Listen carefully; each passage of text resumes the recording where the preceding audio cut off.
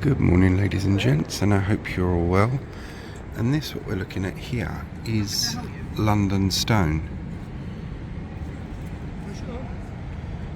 It isn't our main port of call for today though. Pause to read if you want to read the description, because I'll be moving away now. We're right opposite Cannon Street Station. But as I say, that's not our main port of call for today. Where I want to take you is round here to Salters Hall Court, and we shall walk down this little unsuspecting courtyard or alleyway, whatever you want to call it. And this here is where the old St Swithin's church and churchyard used to be, destroyed in the Second World War. It's been a church on this site since the 12th century. That one was destroyed in the Great Fire of London, then replaced with a very beautiful Christopher Wren jobby. So, Oxford Court, EC4. And this church was the original location of London Stone, as you'll see towards the end of the video, because this is going to be a now and then one. But this is also a theme of people far away from home as well, so we'll get onto that in a minute. Yeah, it's a lovely little church garden. The church once would have stood out, had quite a tall spire of all the buildings, stood out amongst all the buildings around it. But now, it is this little churchyard garden is swamped. The church, as I say, was destroyed in the war and pulled down in the 60s. So, yeah. But this little area is lovely. Now I'm going to walk you to the end of this path, and you may think, why is he on a path to nowhere? There is a purpose in mind.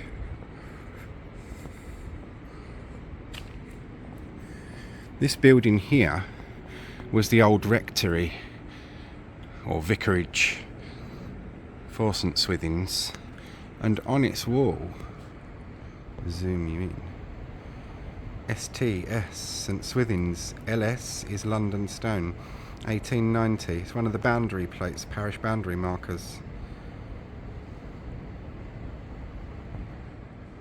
Oops. So that's that one. And as I say, this is also a theme of people far away from home. And we'll start with our first one, who is a gentleman. I like to pick up on past parishioners if I can, and when I find them, and this man was obviously one to have been buried here. Although he's far away from home, he obviously worshipped in this church, or may have just requested to be buried here. Near this spot is interred the body of Mr. Nathaniel Thornton, formerly of Lisbon and late of Brussels, merchant, who died on November the 4th, 1839, aged 56 years. So, he's our first person far away from home. Oops. Early Victorian era, that one. 1839. Queen Victoria had only been 2 years on the throne. But now I'm going to jump you straight back into the medieval period. Now, many people have heard of Owain Glyndŵr, famous Welsh freedom fighter, and some say the true Prince of Wales. Owain and his wife, they had children, and one of those children was a daughter called Catherine Glyndŵr.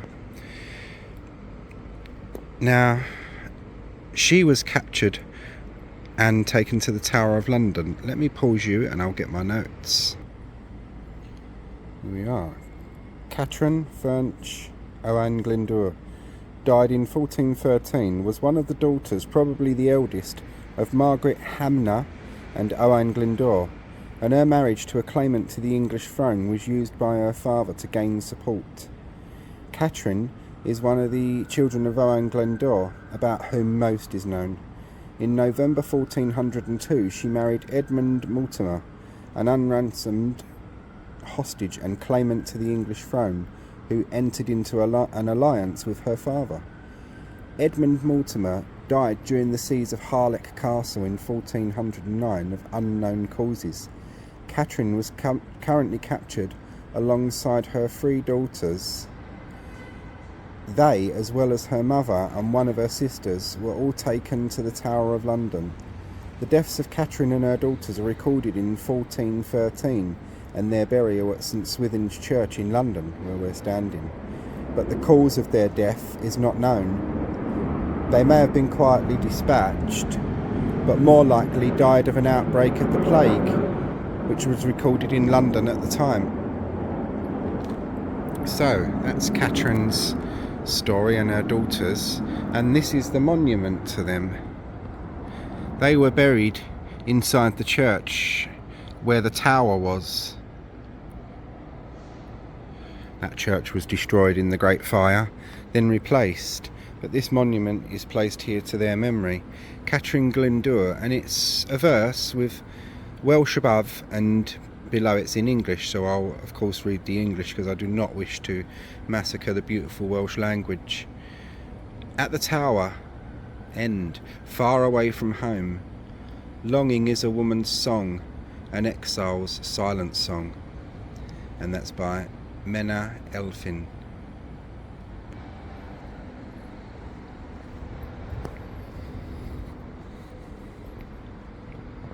Artists: Nick Stradlin-John, Richard Renshaw, Bryn Cheg Widden. Erected by public subscription, I.A. Monington Taylor, Sir Julian Hodge and Hanson plc.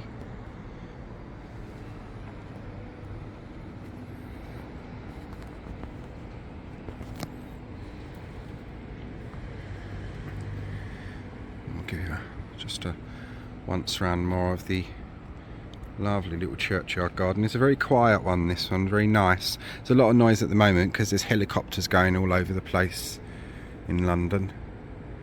So yeah,